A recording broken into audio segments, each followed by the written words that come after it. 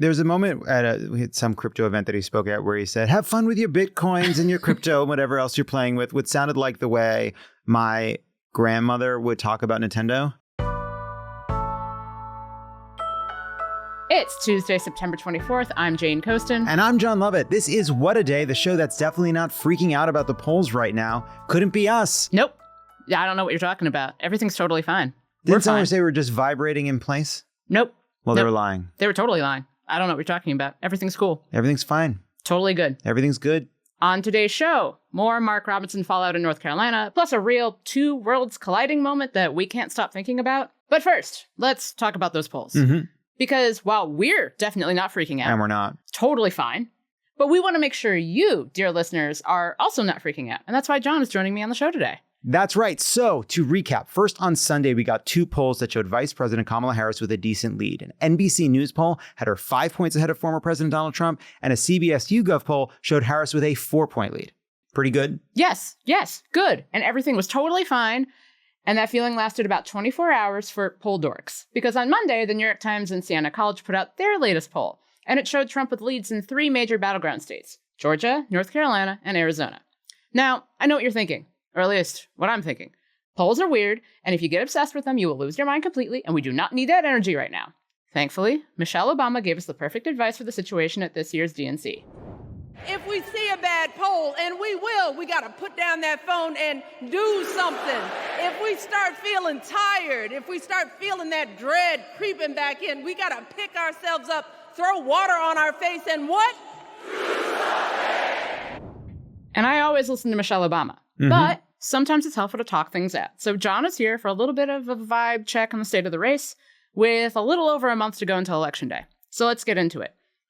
I think a lot of Democrats, especially Democrats who follow polls closely because they're big dorks and anxious, like me, woke up to this New York Times Siena College poll and their stomachs felt bad. But what was your reaction to the polls that came out over the weekend? So maybe it's just because, I don't know, the receptors in my brain that deal with polling have been kind of washed out by years of paying attention to the news. I don't feel anything anymore when I see these polls. I really don't. I don't have a lot of high highs or low lows around polls anymore. I think anybody that felt relaxed after seeing the last batch of polls, I think was in the wrong headspace. And anybody who is freaking out because of this batch of polls is also in the wrong headspace. Polls will move up and polls will move down. The race, let's just look at one of them, right? Arizona. Mm-hmm. The last poll that the Times did in Arizona a month ago showed Kamala Harris up by 5. This poll shows Kamala Harris down by 5. Did the polling in Arizona, in a country where the president being shot at and blowing a debate has a 1-point swing in either direction, do we really think this race changed 10 points? No. There's some noise in the polls.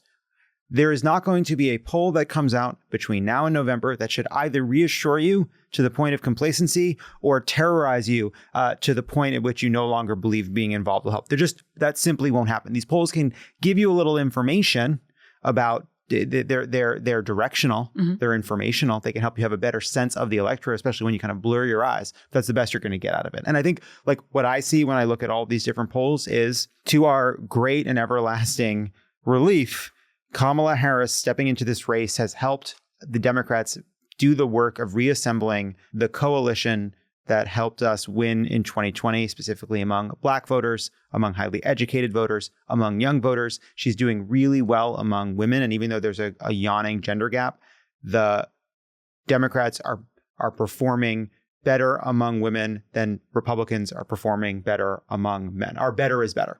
Right.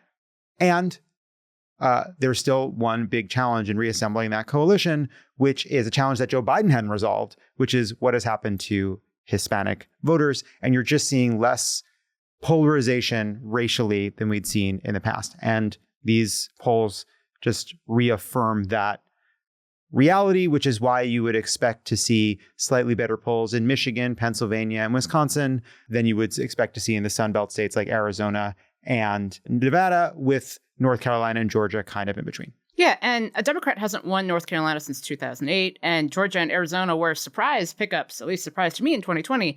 So Vice President Harris can still win, even if Trump takes those states.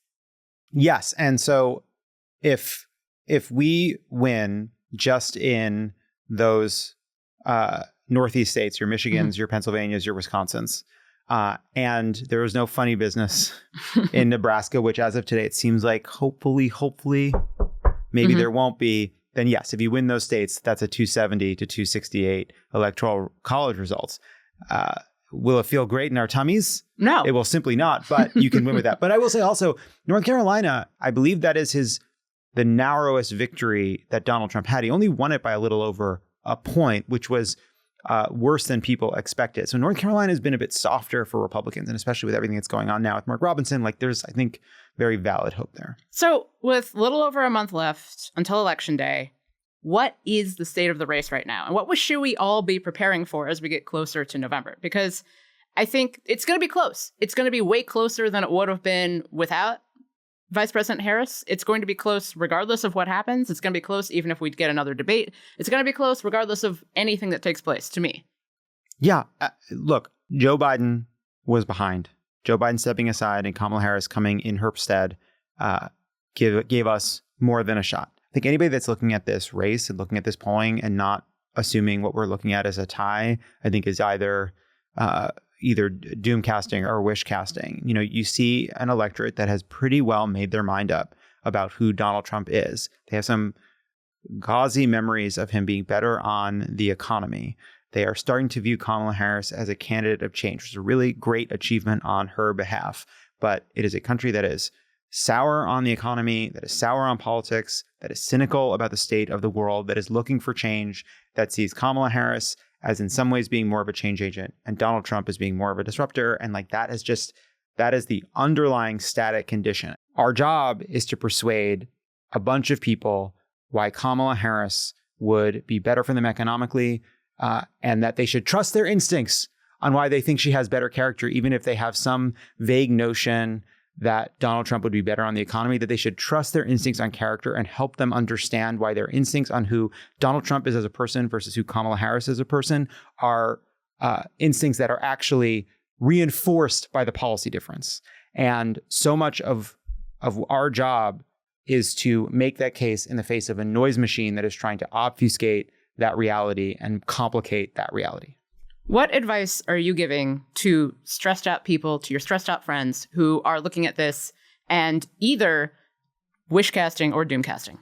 So here's what I'd say. It is now almost the end of September. The time for planning to volunteer is over.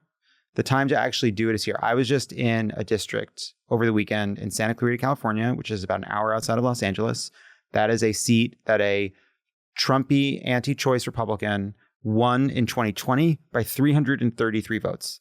That is a place where if you could personally knock on the number of doors that would make the difference between a Democratic House and a Republican House. Wherever you are, there's a place where you can help. If you volunteer just a few times between now and Election Day, your name will go on the good side of the ledger. And you got to get your name on that ledger. Just do a little bit more than you did last time. Go to votesaveamerica.com. The scrolling and the anxiety, this is the way to relieve it in advance of the election and make sure that no matter what happens, everybody did everything that they could do. That's all. That's it. That's where we're at. It's time. Absolutely. But Jon, you know what gets me? While we're feeling all of these feelings in our stomachs and learning about electoral districts in Arizona and North Carolina, you know what Donald Trump is up to? What's he up to? Cryptocurrency. So he recently announced that he's launching World Liberty Financial, which someday could be a bank and a crypto exchange. But right now, it seems like it's nothing. Yeah, someday it could be a lot of things. Someday I could be a boat. Keep dreaming. Keep dreaming. Mm-hmm. But Trump absolutely knows what he's talking about. Here he is talking to Fox News at a Bitcoin theme bar called Pub Key in New York's Greenwich Village, my personal hell. Well, I did. I bought a hamburger with Bitcoin. They said it was the first purchase ever made, I guess, of a hamburger or something. And no, look, I'm a believer in staying at the top. This is a hot thing. And rather than giving it to China, like the AI stuff, artificial intelligence, China's going crazy about it. They're also going crazy on Bitcoin and cryptocurrency. And I do understand it. I think it's going to be a very hot industry. He does not understand it. I would bet actual money that I understand how it works, that he does not understand anything about this. And he is not, I'm sorry. The juice is gone. The selling juice, I'm not sold at all. There was a moment we had some crypto event that he spoke at where he said, have fun with your Bitcoins and your crypto and whatever else you're playing with, which sounded like the way my grandmother would talk about Nintendo. Like have fun, and everything was a Nintendo. If it had a controller, it was a Nintendo. That's how Trump sounds.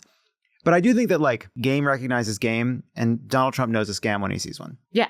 Scammers love scammers. So needless to say, I had some questions about what World Liberty Financial is. Is it a scam? Is it real? Is it backed by the FDIC? I'm guessing not. To find out, I spoke with New York Magazine reporter Kevin Dugan. Kevin Dugan, welcome to What a Day. Thank you so much for joining me. Thank you so much for having me, Jen. So I want to be clear, I'm a crypto skeptic because it seems to involve either math or crimes. But what do people who aren't crypto skeptics, people in the world of crypto, what are they thinking about this? One of the problems with the way that World Liberty Financial is structured, at least as the idea, right? It's not clear what this thing actually is, but the idea that's been out there is that this is a decentralized finance company. And what that means is they get rid of the middlemen that are bankers or, advisors to money, people who would take your money through fees and percentages and things like that. The problem with that is that decentralized means that it's owned by, kind of everyone who's involved in it. And the initial early stages of this seem to show that the Trumps would own 70% of the company, which would mean it would be very, very decentralized. That was reported by CoinDesk. That's changed a little bit, but there's still pretty significant control by the Trumps. And the other problem here is that it doesn't really seem to have a very clear kind of focus. They're trying to do everything, a little bit like how Trump Media and Technology Group, his social media company, wants to be both, Twitter and Netflix, as well as Amazon and every other Silicon Valley company. They're trying to basically do everything crypto, all under one thing to be, kind of like the Goldman Sachs of crypto and their own version of Tether and everything that you can think of. It seems like they're just trying to kind of grab for everything that's out there. So I remember Trump calling Bitcoin a scam against the dollar back in 2021. What changed about his relationship with cryptocurrency? Well, I think that the need for money became really important. The crypto community, such that it is really pro-Trump right now. Right. You have like the Winklevoss twins, for instance. They are, I think, the biggest individual donors through crypto to the Trump campaign. There are a lot of people in the crypto industry who think that he's just going to be better because he's not going to regulate them. So I think that he saw an affinity there and he just decided to go for it. And he also saw, and he's talked about this, about how quickly money comes in through crypto. Earlier this year, he was selling these, he calls them digital trading cards, or something close to that. These are NFTs, non-fungible tokens, that are like pictures of him in kind of silly get-ups. It's called the America First Collection. 50 all-new stunning digital trading cards. It's really something. These cards show me dancing and even me holding some Bitcoins. And he was raising a bunch of money alongside those golden sneakers that he was selling, if you remember those. And so he remarked on CNBC about how quickly the money was coming in and how much money he was raising and how amazing it was. And so I think that he really just saw where the money was. And it was around that time when he was found liable for sexually assaulting E. Jean Carroll. And he owed a lot of money to a lot of people. And it just became very clear that this was a way to get access to that kind of money. What has the Trump family's relationship with cryptocurrency looked like? Well, you have a little bit of a mysterious connection between Barron Trump and Martin Shkreli. That's a name that I haven't heard in a long time. Great. Right. The Farmadouche guy. There were some texts that were leaked that showed that they were involved in some kind of crypto venture. Not clear if this is what that was. But Donald Trump has talked about how his sons have kind of opened his eyes about crypto. And I believe he was talking about Barron in that case. I'm not sure to the extent of, like what, Eric or Donald Trump Jr., whether they saw the light at some point, how involved they were in changing Donald Trump's mind about crypto.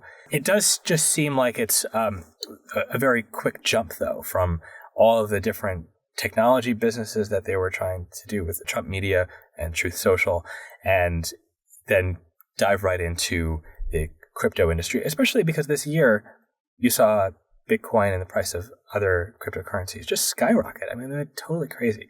So when you see all that kind of money going into digital assets like that, sure, it makes sense that they would be interested. Give me your honest opinion. What does success look like for World Liberty Financial? And do you think it can achieve that success? Success, I think, would be selling lots of digital tokens that would raise millions and millions of dollars. And there are a lot of people who really, truly love Trump and want to support him by buying his stuff. They just want to juice his revenue. And so I think, he's got bills. And I think, several $1 million would be pretty successful. I mean, it keeps him pretty liquid. And that way that he could, he can pay his lawyers, if he chooses to do so. And he can, perhaps pay what he owes to the New York Attorney General or anybody who, he might owe money to. So that would be my guess on what success would be here. Kevin, thank you for explaining this weird thing that sounds like a con to me. Sure, I'm happy to. Anytime. We'll get to the news in a moment, but if you like the show, make sure to subscribe and share with your friends. And now the news. I've been briefed on the latest developments in Israel and Lebanon. My team is in constant contact with their counterparts, and we're working to de-escalate in a way that allows people to return to their homes safely. That's President Joe Biden speaking during an Oval Office meeting with the President of the United Arab Emirates on Monday. Earlier in the day, Israel launched a series of airstrikes that hit 1,300 targets in Lebanon. Lebanese health officials say the bombings killed at least 500 people, including dozens of children and women. A spokesperson for the Israeli military said the strikes targeted locations linked to the militant group Hezbollah. Later Monday, Israeli Prime Minister Benjamin Netanyahu warned people in Lebanon. Now, starting this morning, the IDF has warned you to get out of harm's way. I urge you, take this warning seriously. Don't let Hezbollah endanger your lives and the lives of your loved ones. Don't let Hezbollah endanger Lebanon. Please, get out of harm's way now. Once our operation is finished, you can come back safely to your homes. Israel's airstrike campaign was the latest in days of escalating attacks that have brought the country and Hezbollah to the brink of all-out war. Hezbollah responded by firing around 200 projectiles into Israel. A Republican-led plan to change the way Nebraska votes in presidential elections came to an abrupt end on Monday. Now, a little background here. Nebraska is one of just 2 states that is not winner-take-all, meaning all of its electoral votes don't have to go to one candidate. Republicans wanted to change that to help Donald Trump, obviously. Here's what South Carolina Republican Senator Lindsey Graham said on Sunday on Meet the Press. If they change the law in Nebraska, it won't be on the phone in the middle of the night. It will be through a democratic process. The entire federal delegation of Nebraska, House members and 2 senators, want this change. To my friends in Nebraska, that one electoral vote could be the difference between Harris being president or not, and she's a disaster for Nebraska and the world. Except, despite what Senator Graham said, it turns out not all Nebraska Republicans wanted this change. The final holdout, State Senator Mike McDonald, said Monday he would not agree to it, meaning the effort is effectively dead. How did Republicans respond to this? With maturity and grace? No. Which brings me to our last headline of the day, Mark Robinson.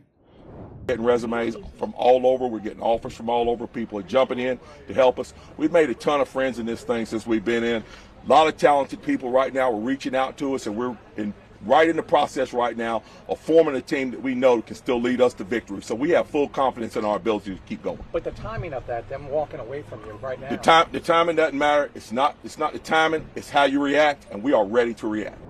That was the North Carolina Republican gubernatorial candidate claiming it's not a problem that almost all of his senior staff resigned Sunday. Those resignations came after a bombshell CNN report detailing old comments he made at a porn website's forum, including calling himself a black Nazi. And things got worse for Robinson on Monday, when the Republican Governors Association announced it isn't planning any more ad buys in the state. Here's Robinson again talking to reporters.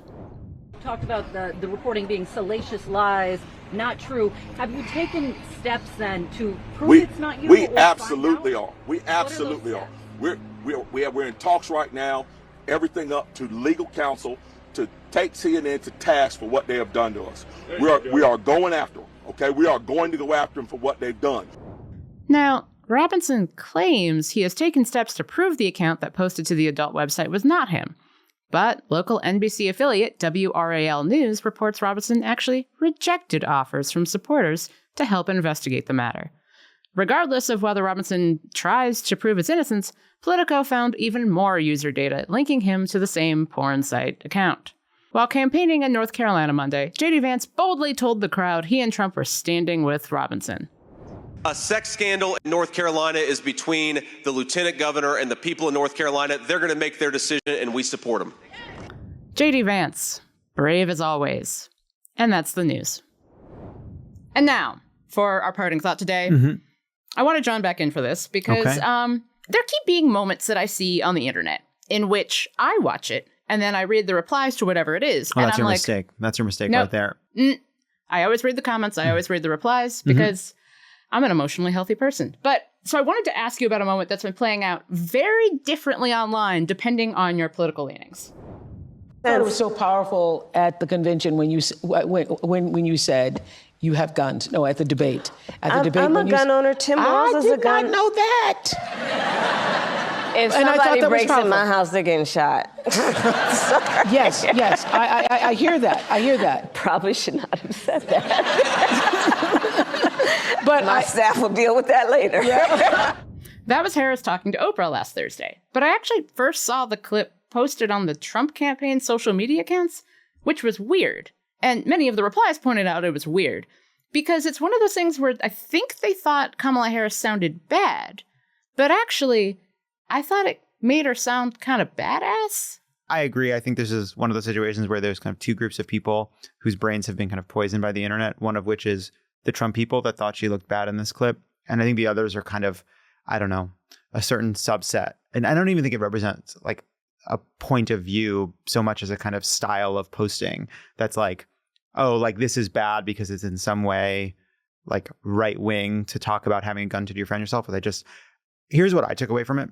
For me, what made it work wasn't necessarily that she made the point about having a gun or that if you break into her house, she'll shoot you, whatever.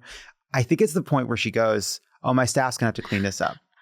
And like to her everlasting credit, Kamala Harris has run an incredibly disciplined campaign, a campaign that hit the ground running in a way that I think exceeded even her greatest fans' expectations. She rose to this occasion under unimaginable pressure, the kind of pressure that could obliterate like anybody. She has sort of carried this fully baked, ready to go national presidential candidate. Incredible. It's also meant that she has been really thoughtful and careful in how she uses her words for a variety of reasons.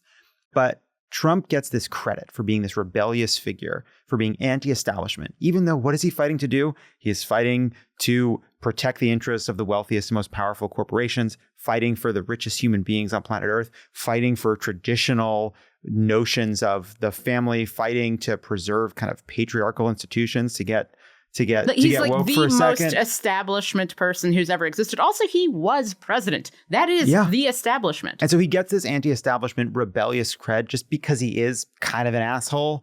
And he just says things. And in a weird way that we've like, sometimes that's sane washing where it's like, because when you try to make him sound reasonable, you actually help him. And then some of that is just like, oh, that's just Trump being Trump, which like nobody else is allowed to do. But what struck me about this moment is like, lots of people own guns for protection. It's kind of a big deal for millions of Americans. And for the Trump campaign to pick out a moment that I think, to her credit, makes her very identifiable across a bunch of different groups. There's been a massive growth in African Americans owning guns, in women owning guns, and LGBT folks owning guns, and Asian Americans owning guns for this very same reason. And then to pick up that one moment and be like, ha ha ha, that's so weird. I didn't get it. So here's how I felt about it. I thought it was cool. My gut reaction was like, that's cool. I like that. Trump campaign spreading it. Stupid of them. Good for us. This is good. I like it. That was my emotional response to it. She looked cool. Saying you're going to shoot an intruder is, I'm sorry, seems badass. Like, that was my John Wick reaction. Yeah. Now, I talked to Roxane Gay actually about, because she wrote a long piece about how she became a gun owner. And, there is a kind of contradiction in this, which is there are rising stats of women and people of color buying guns, kind of becoming part of gun culture. And, whatever your judgments of that, the reality is the most dangerous thing about a gun is having it anywhere fucking near you, whether it's yours or someone else's, right? Like, if you are a woman and you end up in a relationship with a man that has a gun, you are now more likely to be killed by a gun, right? Like, just guns in your home are dangerous. They just are. And so, like, do I think on the whole, there's I respect an intellectual argument that this is in some way a bad thing, but that's what my intellect is. That's the higher processing. Down here where the monkey lives, I like. Yeah. And I mean, I am not going to give the Trump War Room Twitter account any credit for any higher processing. No, absolutely not. Never. Absolutely not. Never. Not once. But I also just like her once in a while, Kamala kind of saying like, my talking points say this, but you know what? Here's what I really think. Yeah. Just like that kind of a wink and a nod to the fact that politics is a bit of a game, that people don't trust it, I think is really good, because she is really careful. I think she has to be careful because of the scrutiny she's under. She has to be careful because she's a woman, because she's a black woman. Like, there's pressures that she faces. But that was a perfect moment to me of like letting people under a little bit and saying like, sometimes I just do what I feel like. And I like that. Yeah, absolutely. Oh, also, Jane, join me live in Los Angeles or via live stream on October 2nd for Trek the Vote. This is a live comedy show and fundraiser that blends politics, games, and high octane nerddom. All right. As we bring beloved Star Trek cast members Jonathan Frakes, Gates McFadden, Tawny Newsome, and more into our world of political nonsense, all funds raised will go to Vote Save America, and you can get your tickets and learn more at votesaveamerica.com/Trek. And that list of names is only the beginning. We have gotten so many amazing people from Star Trek that will be part of Trek the Vote. So you won't believe it. You won't believe Dr. it. Beverly Crusher could speak to me. Absolutely. With her mouth. You bet. You want to know? I'm gonna tell this story to Jonathan Frakes directly, which is before the internet had as much audio and video as it does now. A friend and I disagreed as to how you pronounce the name Jonathan Frakes, and he thought it was pronounced Jonathan Frakes, and I thought it was pronounced Jonathan Fracas. And then we couldn't resolve it until it turns out he had a nickname as a director, because when he was directing episodes of Star Trek, he would get it really quickly. That's why they called him Two-Tackus Fracas. Wow. Two-Tackus Fracas. I love it. I love it. My stupidest joke. I think it's outstanding. Okay. Thanks. VoteSaveAmerica.com/Trek. One more thing before we go. If you don't have any plans at 5:30 Eastern, 2:30 Pacific time today, well, now you do. Join me on the Friends of the Pod Discord community for a round of Ask Me Anything. Here's your chance to get to know me a little bit better. Ask me about my biggest, deepest, darkest secret. Or ask me why I've decided to host a daily news podcast. Head to crooked.com/friends to sign up now.